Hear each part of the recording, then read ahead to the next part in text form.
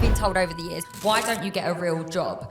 What people from an older generation may not understand that being a creator is a real job. Love Island star George Harrison's life was almost ruined when a former boyfriend posted an intimate video of her online without her consent. She's taken action campaigning for a change in the rules. I've walked into Downing Street and I've managed to change the law. You end up at the palace receiving an MBE from Prince William. Even though I changed the law that I changed is failing and I feel embarrassed. I am calling on Andy Burnham. Our current government have already said that they want to treat intimate image abuse as importantly as terrorist content as well as child pornography. So why are they not doing so? What are you calling for now? So, can we swear? Yes. Fuck around and find out, do you know what I mean? Just like honestly, just do it and be you and be honest. For a lot of politicians, they find it hard to do that. But from what I'm seeing so far with Andy Burnham, he does seem to be fucking around and finding out. And so far, it's going very well for him. Fucking well.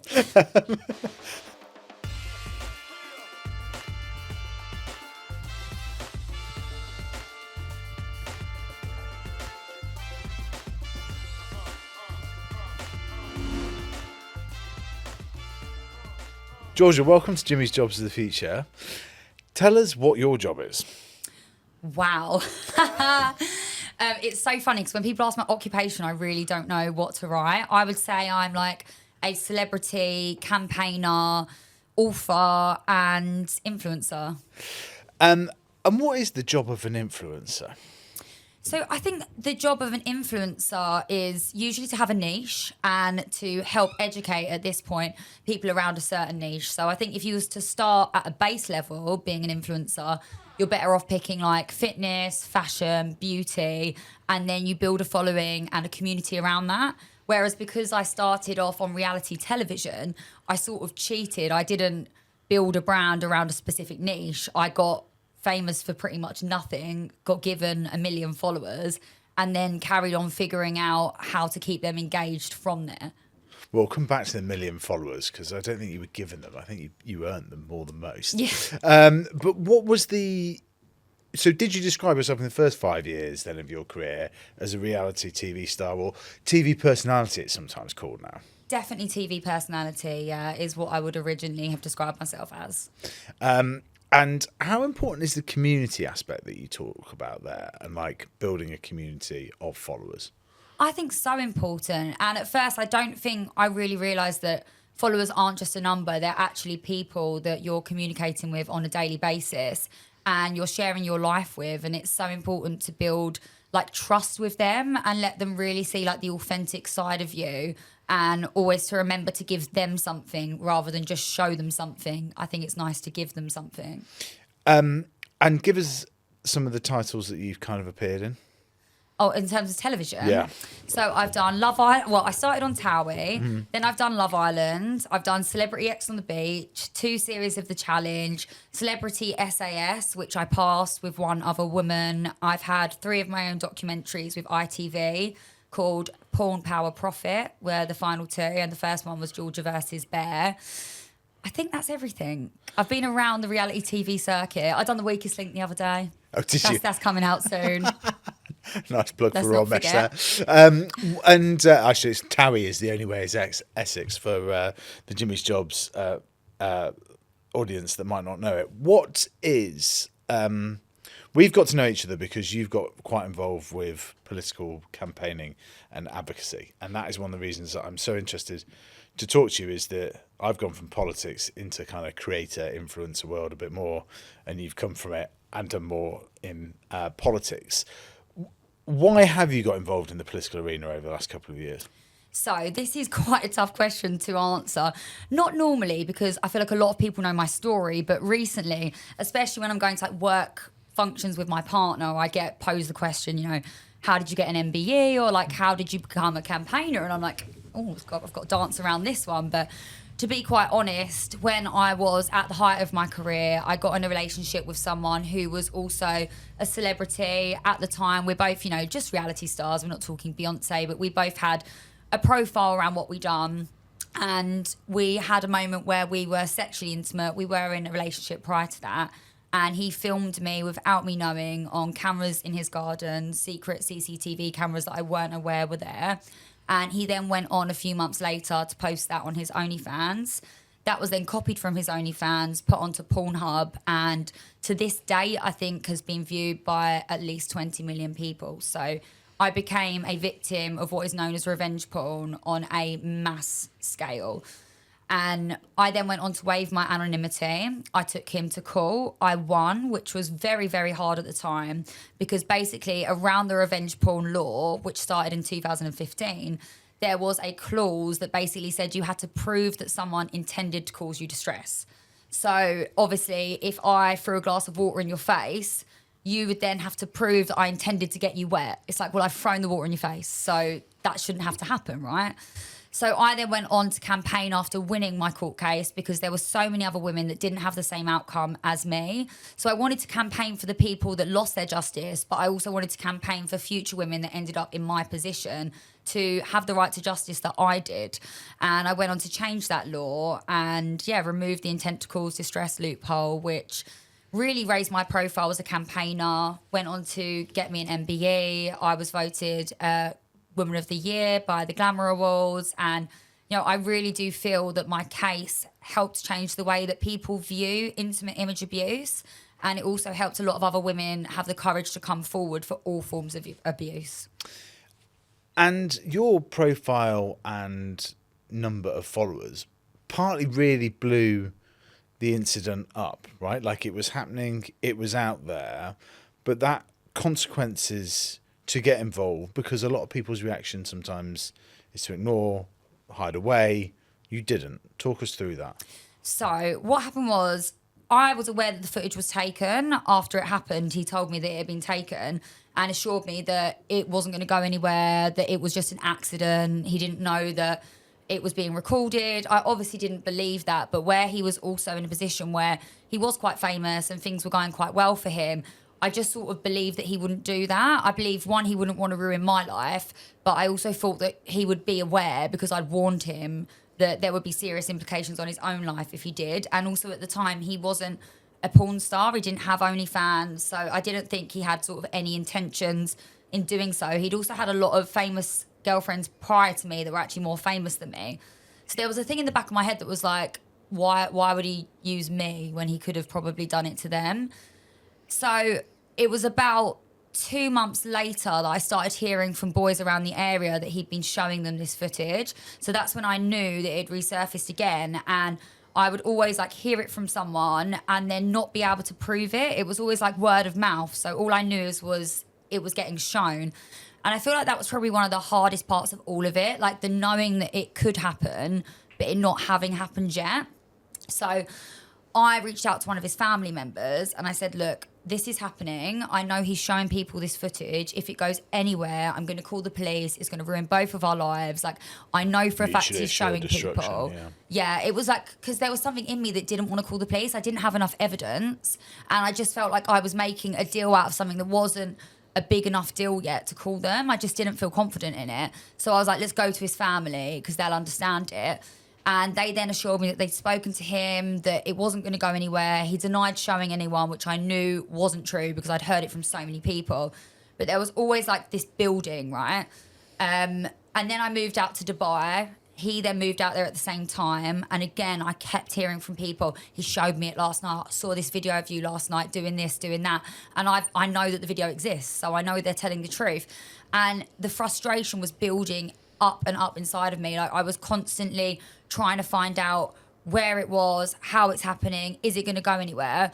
And then one day I had a message from someone who was a fan of a TV show me and him had filmed for, saying, I've seen this on his OnlyFans, and it was a screenshot of the video, and they sent it to me. And then I obviously immediately replied saying, look, this is me. Where did you get this from? Please, I need evidence. And then their account just deactivated. So I then knew it was global because they're in America, I'm in the UK, it's now on the internet, full stop. And I just felt like, I'm not having this anymore. I'm not living like this anymore. I'm not waking up every morning living in fear of where is it now, who's seen it now. I know people have seen it. So in the end, I done a story on Instagram and I just said, if anyone has seen a video of me and I put an emoji to represent his name, in a garden that looks suspicious, email this email and send me the evidence, basically. And I put my mum's email address because I was in Dubai, and actually a lot of the porn websites you can't access from there. And I didn't want it sent to anyone that I didn't trust. Within that, we had about 100 emails come in of all these different links of where the video was, of evidence of how it had been sent on WhatsApp, Telegram, Pornhub, OnlyFans. It had already been up for like 2 months, 1 month by the time I found out it even existed. And obviously the story then made it obvious to people that had seen it that something was going on. And that's when it just started blowing up and going viral, and people started sending it to each other. And then me and him just sort of went at it for a little bit on social media, which obviously did make it, I think, a bigger thing and made it spread wider. But it also meant that I then had the evidence to put him in prison. And had I not done that, I'm not sure I would have recovered so much evidence. What was his defence? His defence was that someone hacked him and they put it up, not him. But you have to imagine when he put it on, when this whole thing blew up and I'm crying, I'm in hysterics, I'm clearly really hurt by this, he messaged me saying, sorry, let's talk about this or something. And in the meantime, put his prices up on OnlyFans. I don't know the exact number, but it was from something like £20 to 50. So it wasn't hacked. It was his bank account. It was him controlling it. Because this is where I think the language around it and revenge porn doesn't actually sort of justify it, because it's beyond that. It's profiteering as well. Like it's just a whole nother level of it all. And that's why you've had to kind of go through so many hoops to change the law, because it's almost like a new field of exploitation. Spot on. People aren't doing it just to get back a partner because they're angry at them. They're profiteering off it. And a lot of people are doing it. Like, I've met a guy before who went back with 2 girls after a night out, ended up in a sexual altercation with them, and they filmed him for their OnlyFans and then put it up, and everyone saw it because they're trying to get the money from whatever went down that evening. And people are doing it for monetary gain as well. And I think maybe for like reputation. Yeah. It's just so striking. And you have kind of campaigned and been such an eloquent campaigner on it. It's been amazing to kind of watch from afar and so on. What are you calling for now? So I'm calling for a new law, to be honest. And I've not said this out loud before, but I would like to call it Georgia's law. At the moment, there is a law that basically says that intimate image abuse has to be taken down within 48 hours. And as a girl who has experienced what can happen in that 2 days, I just don't think it's good enough. There are so many other countries that are already working on getting things down quicker. And, you know, people will say it's not realistic and it's not possible, but actually there are so many things that are handled quicker. So terrorism content will come down within an hour. Child abuse content doesn't even go up because there's matching technology that prevents it from doing so. And our current government have already said that they want to treat intimate image abuse as importantly as terrorist content as well as child pornography. So why are they not doing so? And it feels a bit weird to obviously put my name within the law, because most laws are named after people that didn't have the right to justice, that didn't have the right to fight, and I most definitely did. But I do think with a law, if you name it, not only is it more likely to get passed, but it's more likely to get found when it does.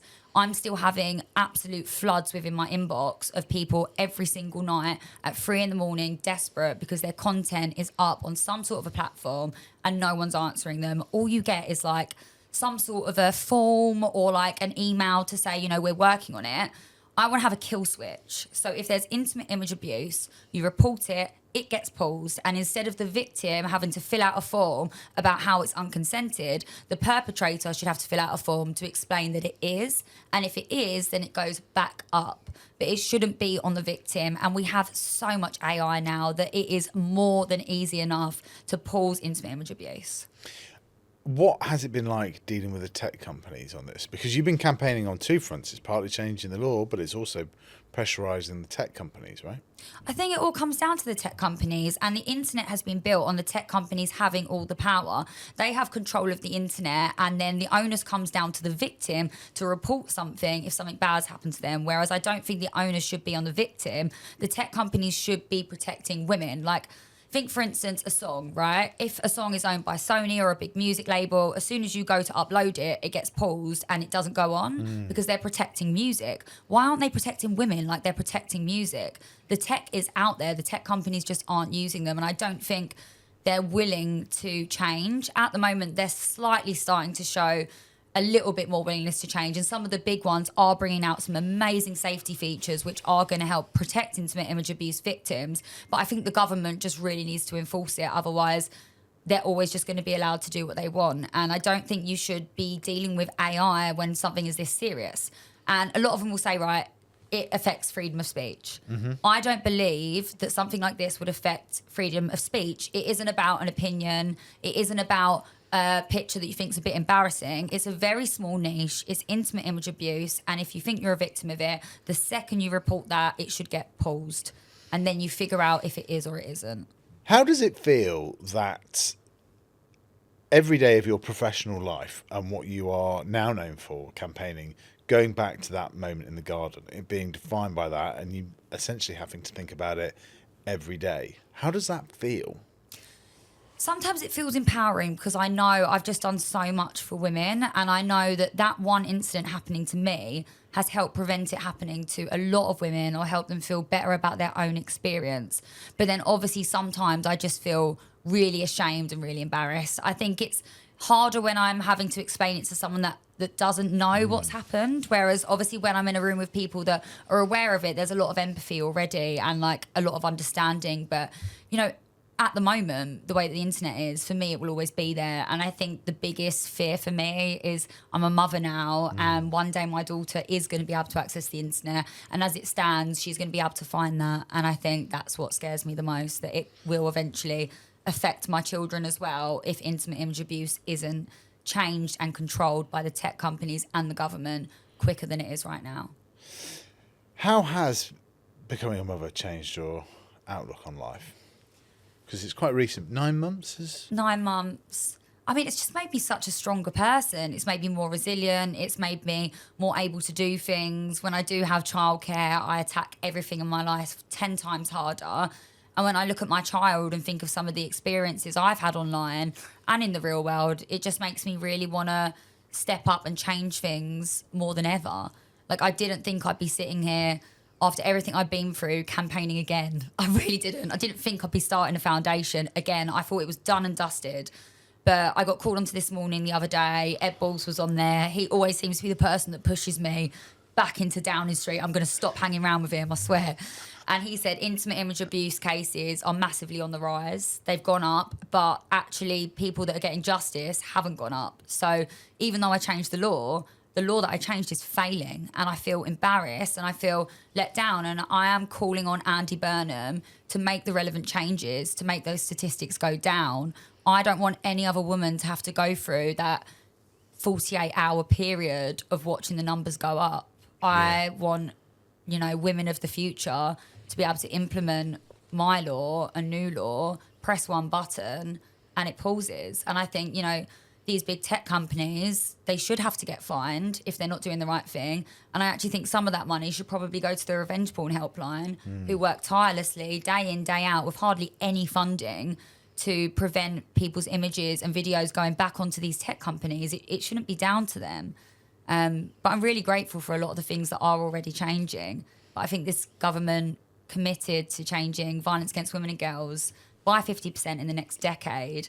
And this is just a few words on a piece of paper that could change the lives of women in the future. And I like to think if anything like this ever happened to my daughter, she wouldn't be filling out a form and getting a response from AI. She would feel safe knowing she's going to press one button and it's going to disappear. And also then that can be used as evidence in a court case if it ever had to be. Let's talk about your kind of reflections on campaigning more broadly, and just what have you made of Westminster and engaging? And we should say you've been called in to press conferences with the Prime Minister to ask questions. You know, you have been a sort of top flight campaigner in the last year or so. What have your reflections been of Westminster?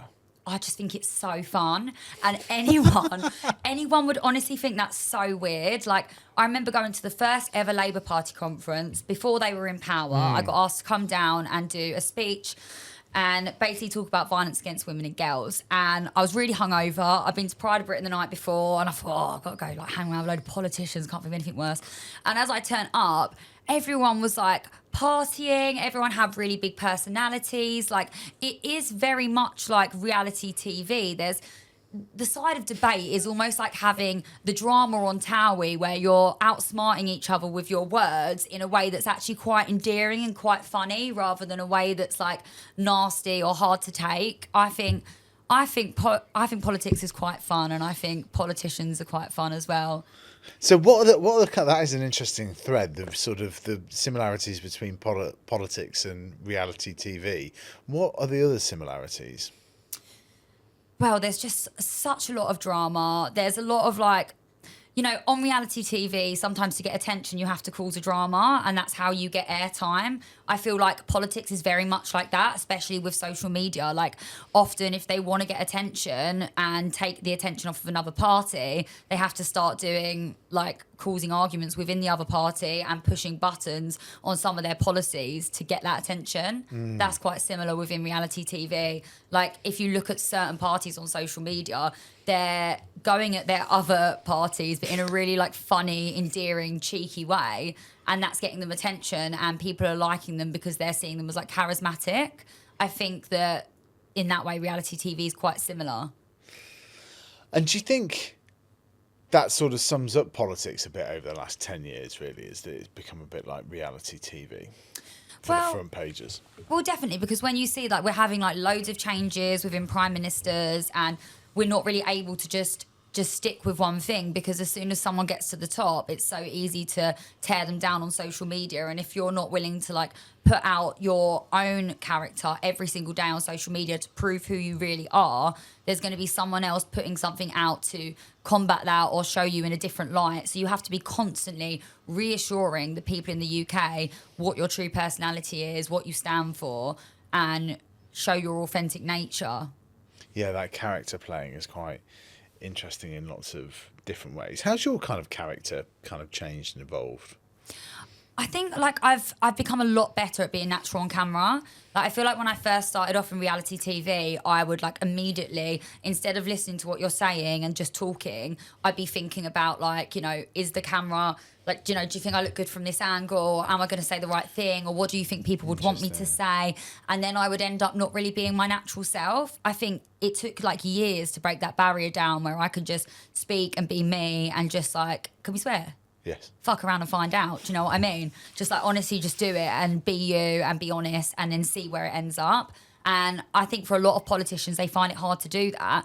But from what I'm seeing so far with Andy Burnham, he seems to be very good at being natural, not being scared to lean into trends, not being scared to do things that most people will probably say a politician shouldn't do. Like, he does seem to be fucking around and finding out. And so far, it's going very well for him.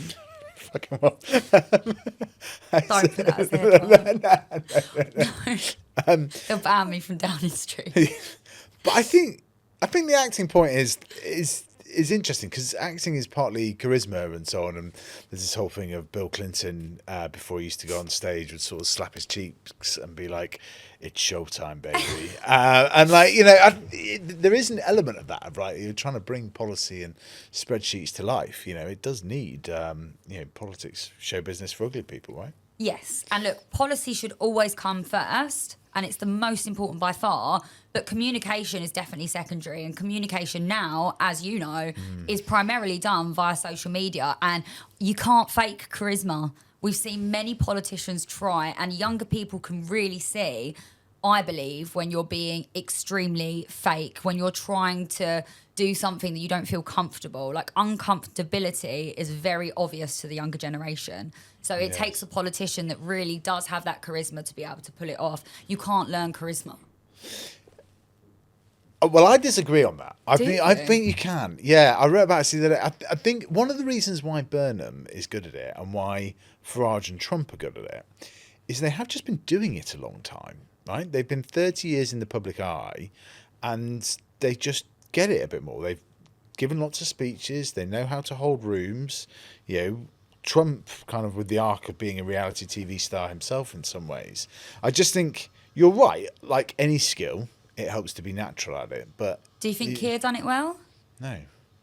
Do you think he could have learned? He was a barrister for 30 years. I think he probably could have done, but I also think part of the problem that Starmer had is that he hadn't been a senior politician for that long before he became Prime Minister. Yeah. He'd only done it for 4 years. That's not actually a long training period, really. I mean, what did you make of Starmer? Because it's clear from some of the reels on Instagram and so on, you had a decent relationship with him. Yeah, no, I think he showed his charisma a lot better off of camera.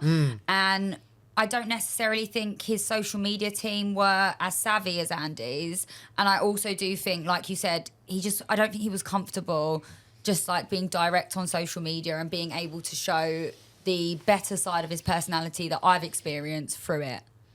Completely. I'll probably get trolled for saying that, because if I'm ever nice, I get trolled. But genuinely, I don't think. I think he's an honest person in my experience with him. I do think he was trying to help with Vogue. I'm sure there's a lot of things that people felt that they were let down on, but in terms of online safety, he changed the deep fake laws. He did bring in 48-hour takedowns. America were the first to do it, but we were quick to follow, and that was under his power, and he done a lot to change online safety during his time. So for me personally, just within my very small niche, which is Vogue online safety, he delivered certain things that I was happy with.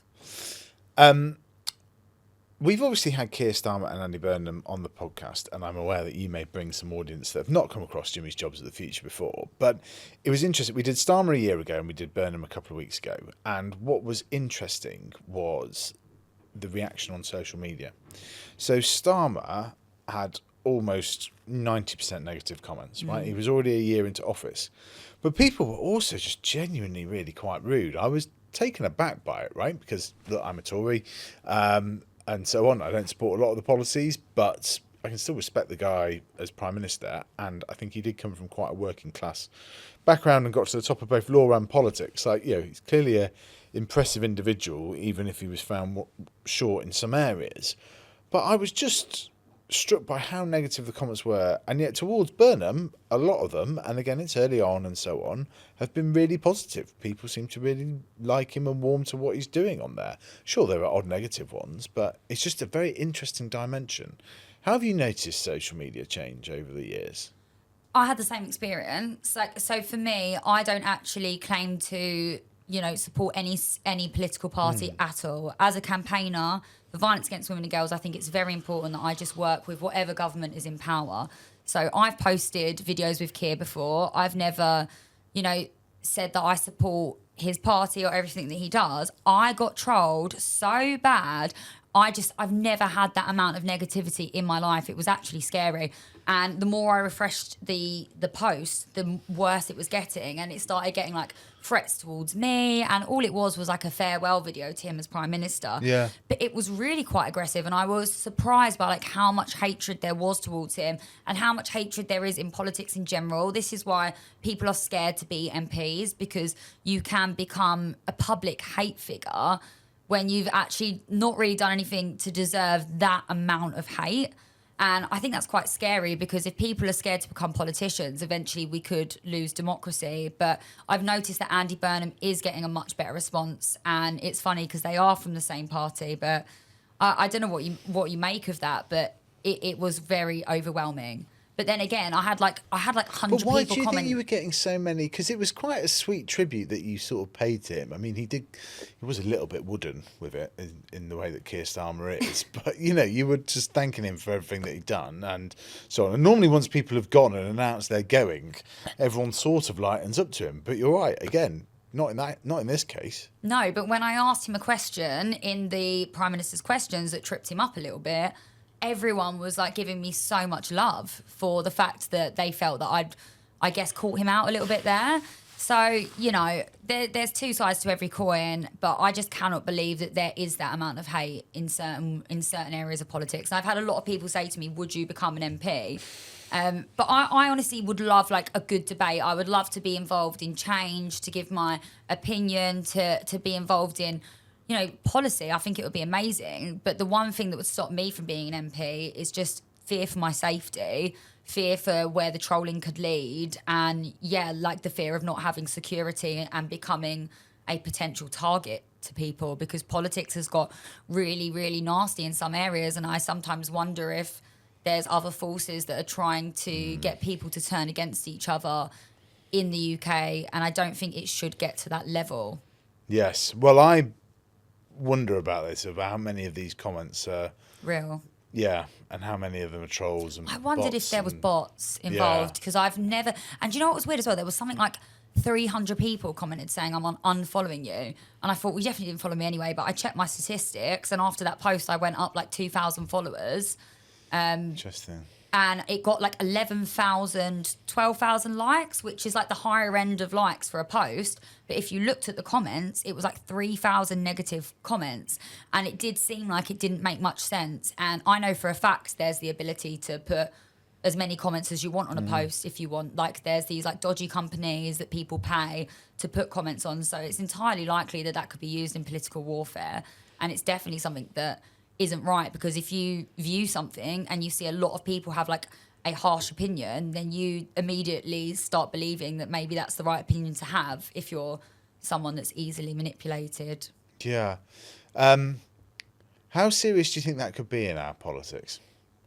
Well, it's just really damaging, isn't it? I It's think already putting people like you off almost, you said. 100%. You know, we're seeing MPs get attacked. We're seeing people's social medias go. Like, it definitely would make me think, oh, maybe I should be more careful who I interview, because I'm going to get this really negative reaction if I interview certain people. But I never think that should be an issue. Like, people, you know, presenters, journalists, they shouldn't feel like they can't give someone a stage because of other people's opinions. Yeah, completely. And into this world of sort of politics and Westminster and the elite, you kind of rode this horse into, and you end up at the palace receiving an MBE from Prince William. Prince William. What was it like receiving the news? Oh, receiving the news I was going to get an MBE just didn't even feel real. It didn't come to me. It went to my agent's office. And at first, I think he thought he got an MBE.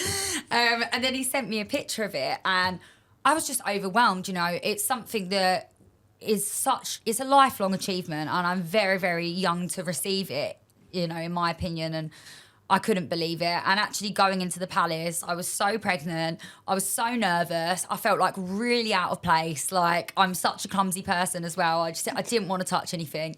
And you get really clear instructions, right? They sit you down and they tell you like 4 times what you have to do when you get there, when you approach him. And you see like one person go in front of you and they go off and they do their thing.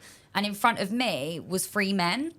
So the men, I think, nod their head, but the women curtsy. Mm-hmm. So I never saw anyone curtsy. And also, when you first get there, I'm pretty sure you're meant to say Your Highness. But I've got serious ADHD. So when I'm getting these instructions, I've got like, you know, the Queen Jewels over there or whatever, all these beautiful like palace things. There's people running around. I'm just not taking it in.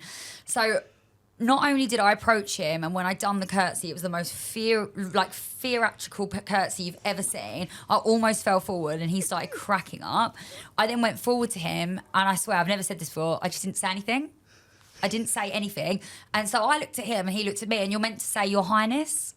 I didn't say anything, I must have forgotten. And then he just went, hello, and then he just started talking like about what I was there for, what I was receiving the award for. But there was a good like 10-second pause of like, I don't know, yeah, I just completely like flopped it all. But he spoke to me for at least like 3 to 5 minutes. He had so much time. He said he'd watched what happened to me during the time on the news, and it was a story him and his family had followed, and he thought it was really inspirational what I'd done.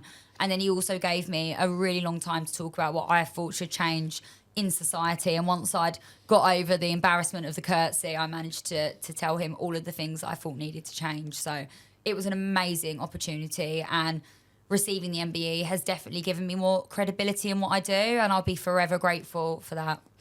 And how do we tackle the Manosphere? Because that's at the kind of like core of it, right? Like, yes, there's the distribution methods and so on for technology companies, but actually it's still somebody, it's the sort of taking of images, but then choosing to kind of distribute them and so on. How do we tackle that side of it?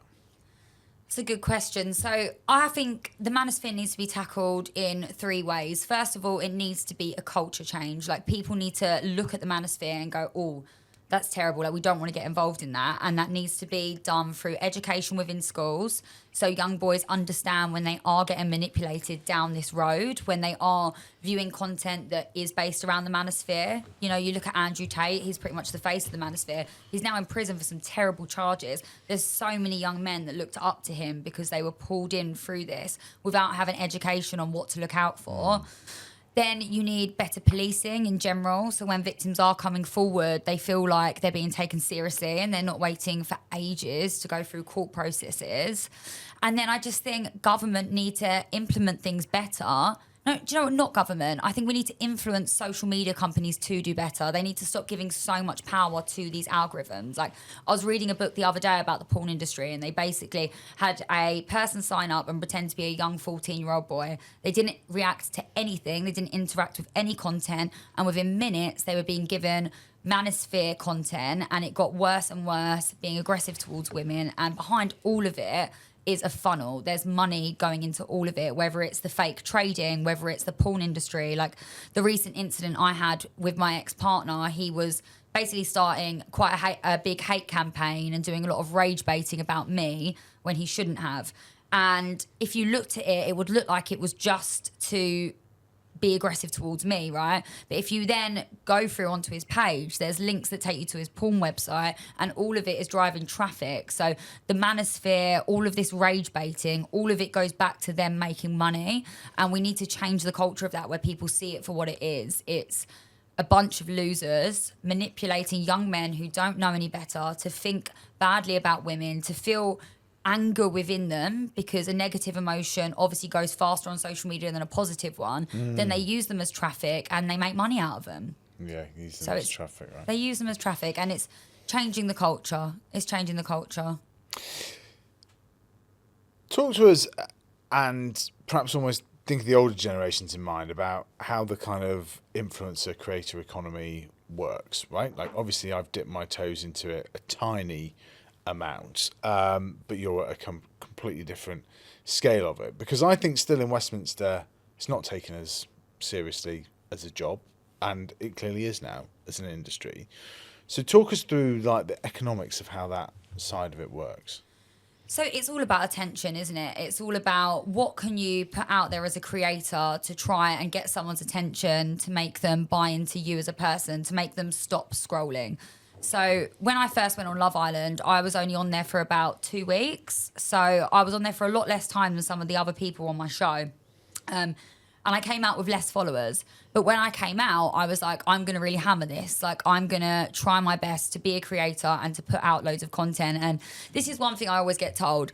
Well, I've been told over the years, people will comment and say, why don't you get a real job? I think what people from an older generation may not understand, that being a creator is a real job. So I'll give Instagram as an example. You now have videos on Instagram, and you also have photo carousels on Instagram. You have songs that are trending, and then you also have trends, which is where multiple people are doing videos doing the same thing, whether it's a dance, whether it's just got sort of like the same layout. So I done one trend, for instance, when I was pregnant, and the trend was people were just saying, I'm something, of course I'm going to do this. So mine was, I'm pregnant, of course I'm going to get my new pram.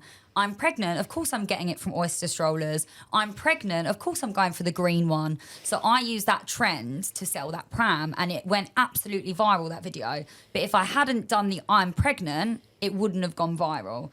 So to be an influencer now, you have to understand what is trending, because things that are trending, songs that are trending, the way that you put text over your photos that are trending, that is how you grow on social media. So I often listen to lots of social media podcasts. I will go onto YouTube and study algorithm changes.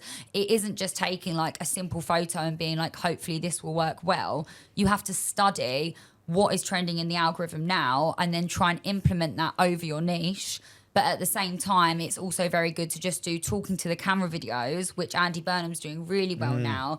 And one tip I will give you for if you are, you know, no matter how old you are, trying to leverage social media, whether that be for yourself or for your company, it is very, very helpful to address an individual rather than be like, you know, hey guys, or hi everyone. Like if you can talk directly to that one person who is taking in your content, it's a lot more personable. But social media doesn't just come down to posting the content. It takes hours to research what's trending.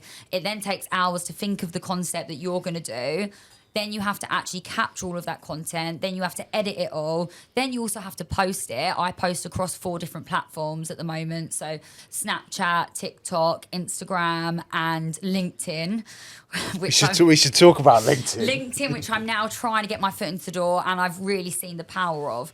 But yeah, there's a lot of time that goes into it. And if you want to do it, you have to show up all the time. And I think I also have a lot of pressure in my everyday life. Like sometimes I'll be like, I've not posted in 3 days and I need to put something out authentic. Because for any brand, any person doing social media, you cannot just post ads. You cannot just post your brand. You need to also be posting something that shows the character of your brand, what it stands for, and something that isn't trying to sell to people. Because if you're constantly selling, people will not follow you and they'll swipe straight past.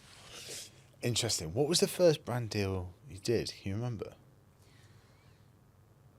It would have been like for clothes or something like that. Probably with like Motel Rocks selling like sparkly skirts. And back in the day, like when I first started doing social media, it was just picture in the skirt, bosh, good luck. And it wasn't that competitive. It always done well. And the algorithm worked on time. So if you posted at 7, everyone would see your post at like 7. There wasn't a continuation of like content. Yeah, it was easy. I could post my big toe and I'd probably get like 3,000 likes on it. Genuinely. Can you remember what you were kind of paid for those first deals? I think my first big like collaboration would have been like £30,000. Okay. With someone called Lasula Boutique, and that was for like a few posts.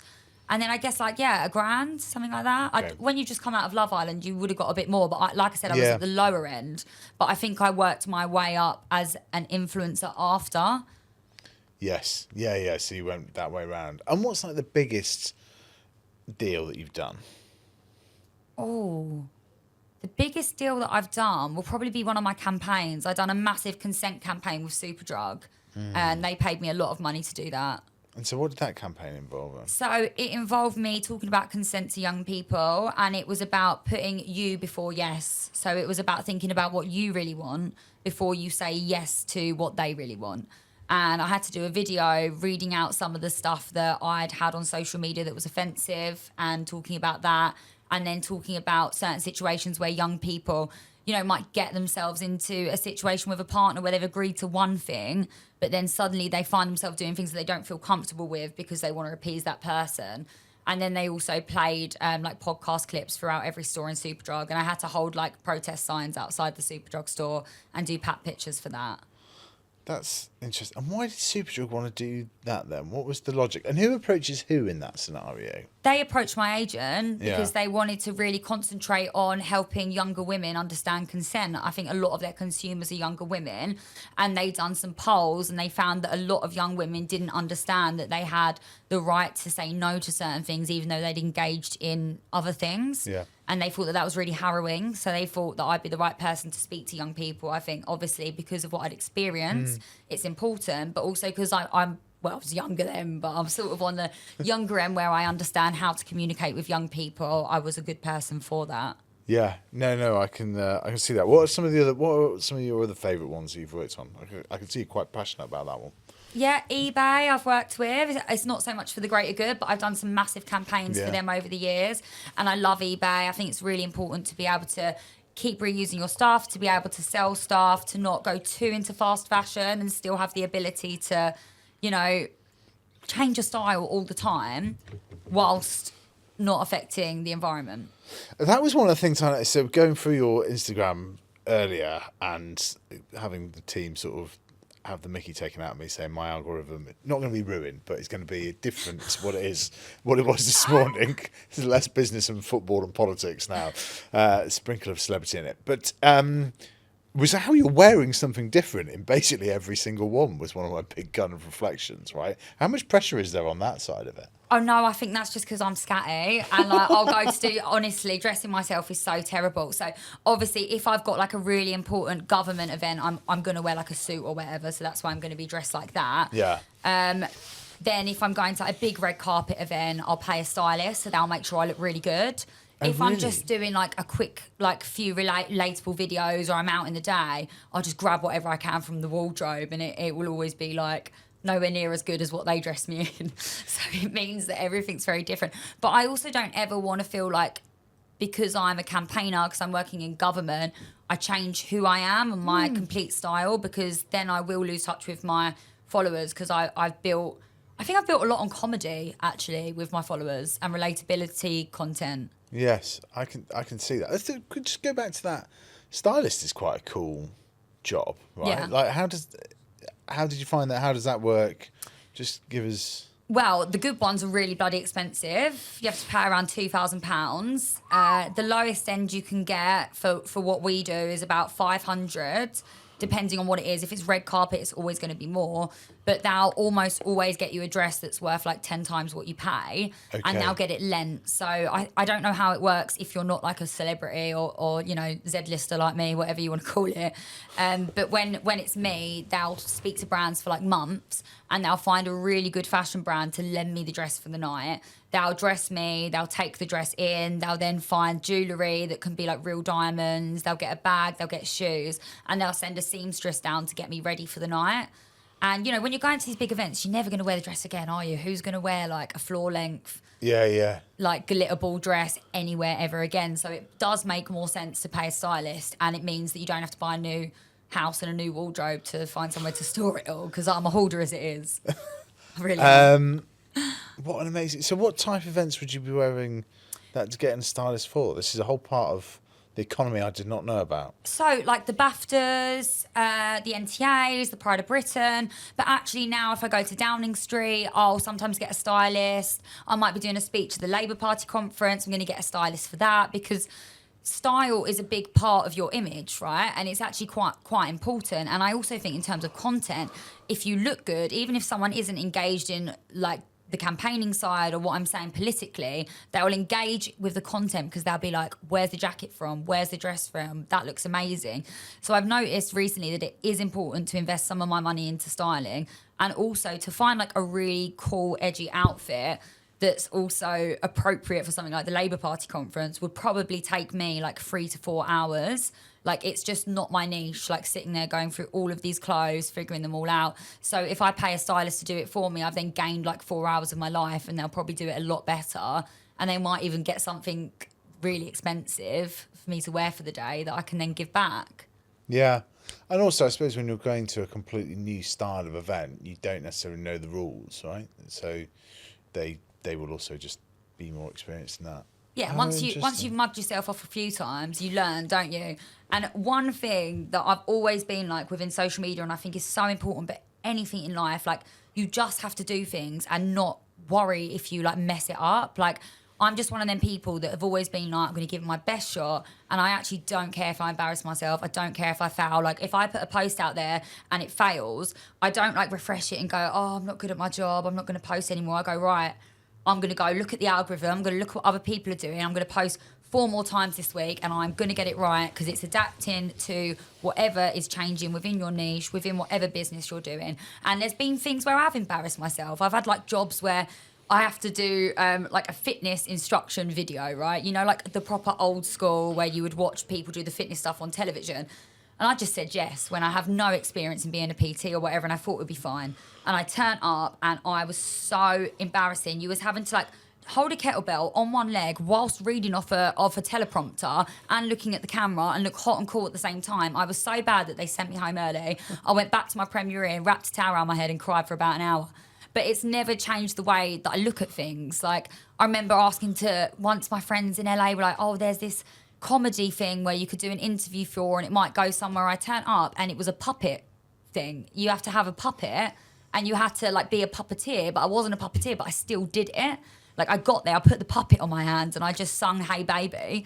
Again, really embarrassed myself, but it was a story to tell. But on the flip side of that, I've walked into Downing Street and I've managed to, change the law, meet people within politics that have helped do so much. I walked into Love Island, could have easily embarrassed myself, could have been like, do you know what? I might fart on national television. I'm not going to bother doing it. I didn't. I walked through the doors, held my bum hole tight and went for it. Like I've always just been like, let's just do it and see what happens. Even your podcast, I'm probably very different to a lot of the people you had on. Last week you had the Prime Minister. Now you've got me here. I've already sworn twice. But I just say yeah and I try my best. And if you just go for things in life and you're not afraid to fail and you're just a good person and you try your best, things are going to expand for you. And I think with what I do in content creating, that's what's very important. Just like don't get... If a video doesn't do well, if the views are low, no one saw it. No one saw it. So no one's judging you because they didn't see it. Just keep going. Yeah, I always think that's true. I Particularly, mean? I'm posting more. And I'd be interested in your reflections on this because it was one of the areas where we first came across each other, but was LinkedIn. What's your thinking behind joining that platform? Prime Minister's joined it recently as well. Like, why? So for ages, my agent's been like, you need to do LinkedIn. I want to set a call up with you in LinkedIn. LinkedIn is, LinkedIn that. And I'm like, I literally can't cope with another platform because I'm already doing a lot where I'm having to adjust to different platforms and what they want from me. And I'm only one person, even though I have hired some people to help. A lot of these social media teams are really expensive, aren't they? And it's like they cost more than what I earn. So like the fear of having to deal with another platform really was putting me off for a long time. And then I started working with a company called Strand Partners, who are amazing, and they do a lot of... they think that LinkedIn are fabulous. And I was like, do you know what? I'm going to give it a go. So I started posting on LinkedIn. Obviously, I haven't been hammering it. I've only done a few posts, but they're a lot more niche posts. They're about, like, the speeches that I do. They're about my government work. They're about... any law changes that I'm hoping to come up. I've got something with The Economist coming out soon. That will be a LinkedIn post. But what I've noticed is, one, people are very nice over there. They are. They're very friendly. They're just so not aggressive. Like, But it was because there's no... Well, part of it is no bots and you can't hide. Is that what it is? Well, I just think it's... You've got your name and Yeah. you've got your company. You can't go and call some of the people that are using the names... on our Keir Starmer posts. Companies aren't gonna like that. Well, that's what I mean. I've done the Keir Starmer post on LinkedIn, Instagram, and TikTok. TikTok were okay. Instagram thought they were going to burn my house down, and then LinkedIn, they were all quite friendly. There might have been one that contended, his opinions, but there was nothing that was like aggressive. Yeah. But the amount of work already that has come through my inbox from LinkedIn has blown me away. Like, I feel like shutting down all the other platforms and just sticking over there. And seriously, in terms of, policy, doing speeches about government change, coming to roundtables with MPs or people that are creating new AI to help intimate image abuse not be existent in the future. Like, I've had so... many requests come through there that are amazing, and I think anyone that's trying to grow their business or be like reputable in what they do should 100% be running a LinkedIn. And I won't be shouting that on Instagram because I want to get ahead before them lot all come over and realise how good it is. Yeah. I'm not going to let them know. There's not many people do it. There's not many like influencers who have like really amazing businesses. They haven't made that move yet. Grace Beverly has. Yeah. She's quite impressive, and I've seen her LinkedIn and it's amazing, but there's not many like strong business women over on Instagram yet who are realising the power of LinkedIn. And I feel like it was like that with TikTok, to be honest. It took a while for people to give that a go, but it's always good to be like on the forefront of it. Yeah. I just hope that it doesn't get to the point, like you said, where too many people are like, this is amazing, let's go over there and ruin it. Yeah. I don't think it... At the moment, I think it's working well, and yeah, it's interesting because I think all the platforms got a challenge with AI and AI slop, right? So, Do you know what I like about it as well? You can put links on LinkedIn. Yeah, I can put a link in my post, not just on my story, on LinkedIn. Like a link to an article, a link to my company, a link to whatever. It's clickable. yeah. I think it's partly because the model isn't the same as the other platforms in terms of the attention, because actually it's the value of the people that are on the platform Definitely. that is the real kind of thing. You know, they don't need you scrolling endlessly through LinkedIn because they're not doing pop-up ads in the same way that you get on Instagram, right? Like, it's more, are you going to place a job on there or whatever, right? Yeah. Interesting. So one thing that I wanted to talk to you about, we talked about motherhood earlier and the sort of experiences of becoming a mum and so on. Now, in conversations we've had before, you pay your mother to look after your baby. Oh, she'll be upset if you say that. No, it's not that I pay her to look after her. So the way that we've got to set up, me and my partner at home, is his parents both live in the Isle of Wight. My dad is usually back and forth from different countries, so my mum is the only person that can look after the baby. But she lives on her own with 2 dogs, and she also has like 3 jobs, I think, working as a PA from home. So when we're dumping the baby on her, she's like having to do Zoom calls in her living room, like whilst she's got the baby. So it's got to the point where if she's going to look after my child, she has to give up work on certain days, because obviously she gets paid for the days she works. So it's a bit like, how can I expect my mum to lose like £300 and then also have to pay for my child all day whilst I'm out there making money? It doesn't seem fair to me. So on the days that she does look after the baby until we get her into nursery, I do give her the money that she would have made that day. Yeah. You see, I can tell in my world this will provoke a really interesting debate, because I think you're totally right, but I think there is a lot of also assumed with grandparents that they will do it, and they will do it for, you know. Well, I think it's different if you're retired, and I think it's also a lot easier if there's 2 of you. But Yes. like, if you're having to deal with 2 dogs and a baby, and you've also got bills to pay, Yeah. like, how can you be expected to handle that? Yeah. Like, I find it hard looking after my baby when I've got like emails come through and stuff, and I also Yes. wouldn't want her to feel like she has to do both. So I think the big thing with childcare is like, when I have my baby, but I've got a lot of work coming through in the daytime, it's like, yeah, you can do it when she's there, but it's actually not fair on her, because she deserves all of my attention. And also my work deserves all of my attention. So in the same situation, there's no point in me taking her out of that situation so she gets more attention and then putting her in a situation where my mum's also doing emails or Zoom calls. It's like, it's not going to work. So, yeah. And I'd rather my mum do it and be able to afford to do it than pay some random woman that I found on the internet. Completely. No. I think it makes complete sense, but it was something that stood me. What did your parents do, and what was your first job? What was your first kind of like? What was the first thing you did for money? Oh, so I actually got like a city job.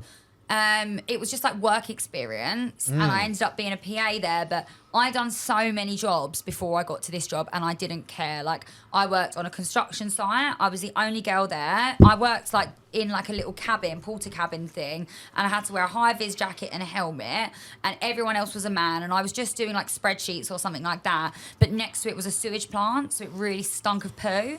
So every time my mum dropped me off there, she would cry because she would hate that I would come back smelling a poo. And I'd just be like, whatever, it's experience. And whilst I was there, I'd still be like reading books about manifestation and applying for other jobs. I was just like, money's money. I worked on a sausage stand at Chelsea Football Stadium. I used to have to go around outside the stadium with like a thing around my neck going, come and get your sausages.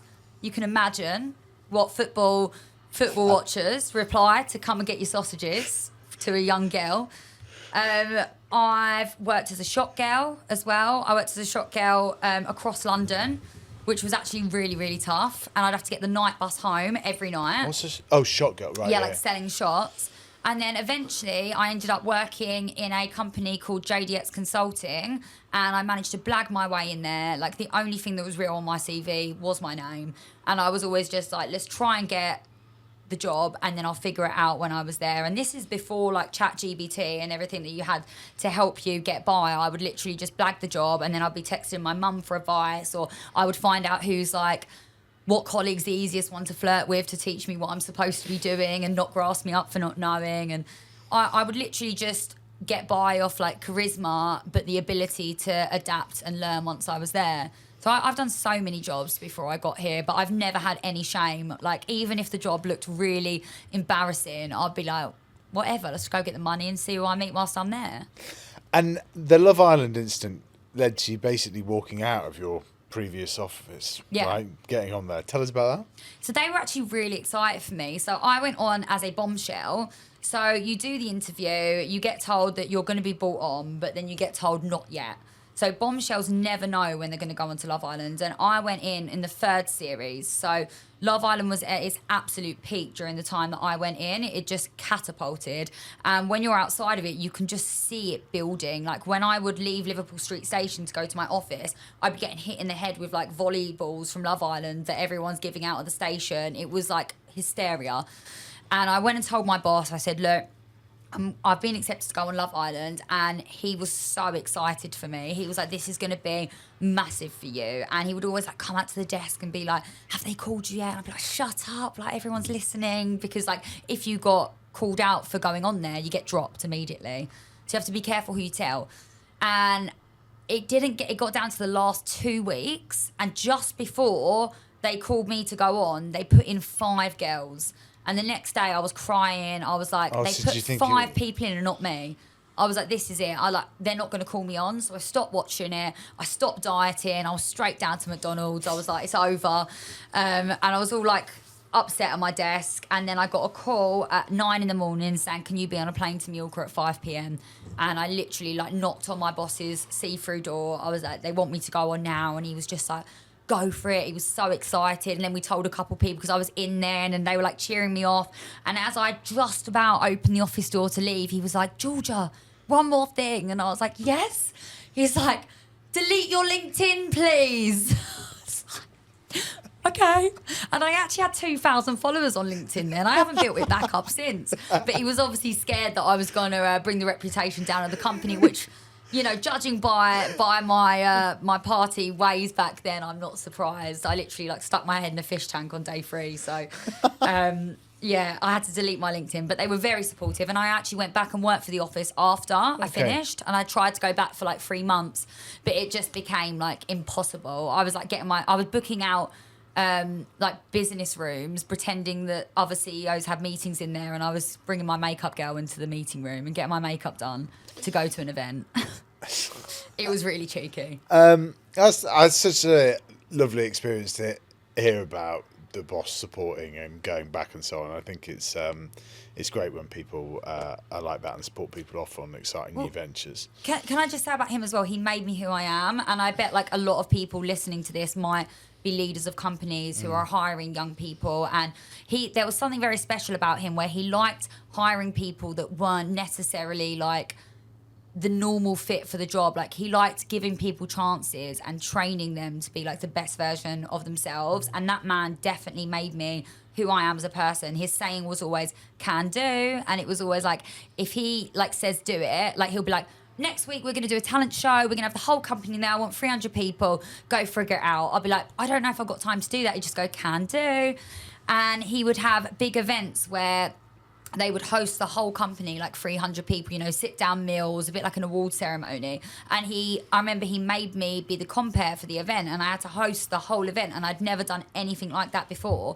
And I was like, I don't think I can do it. And it was just can do. And because he gave me those opportunities as just like a random 19-year-old PA who clearly didn't have that much experience in what she was doing, he pushed me to be able to do the things that I'm doing now, do speeches at the Labour Party conference, like do serious public speaking, like even speak to you here. Like he really evolved me as a person, and people like that have the ability to change people's lives. You don't have to be like a guru or the Prime Minister to be someone that someone thinks about for the rest of their life as, wow, you made me who I am today. And I will tell you now, that man made me who I am today. That is a lovely, touching story, and almost one that we could finish on. But I just thought, as we were talking, maybe one final area we can discuss: business and reality TV. We talked about the similarities between politics and reality TV. There's obviously Dragon's Den and Apprentice. Both have been around for 20 years. If you could design a new type of reality TV for business and entrepreneurship, what would it look like? I would get a load of different young people who want to get into social media, and I would give them all tasks, and each week it would be a different type of social media, and they'd have to go into teams and they'd have to figure out who can make... Are you going to steal this? I'm joking. Who can make the best content? So it'll be a bit like Dragon's Den or a bit like The Apprentice. So you put them into teams. This week it's YouTube, and we want to see who can make the best fitness video selling Gymshark. You've all got a week, and you need to go off now, figure out what content you're going to make, and whoever gets the most views or gets the most sales on that particular platform that week, the team wins. And you bring them in a bit like The Apprentice. So next week it's TikTok, the week after it's Facebook Marketplace, the week after that it's LinkedIn, and they all have to see who can get the most viral views on their new business the quickest. So the business is already there, the product's already there. They just have to see who can be the best on each social media platform. I think would be quite cool, because young people would watch it and they would learn how to leverage all of these platforms by seeing all of these teams do trial and error. And like you might have like one team that just used a really clever hashtag and they got like 1 million views, and then another team that didn't use that hashtag and therefore didn't. And I think that would be quite fun. Definitely. We should do it together. Yeah, we could do it together. And it would give you a lot of really good viral clips as well, because all of that would be going out on social media too. Totally. Georgia, thanks so much for coming on. It's been amazing to get to know you over the last couple of months and see all the work you've done. I hope you and your family are really proud, because what you've been through is horrific, but to be standing where you are with everything that you've achieved is really, really impressive. Thank you. I appreciate that.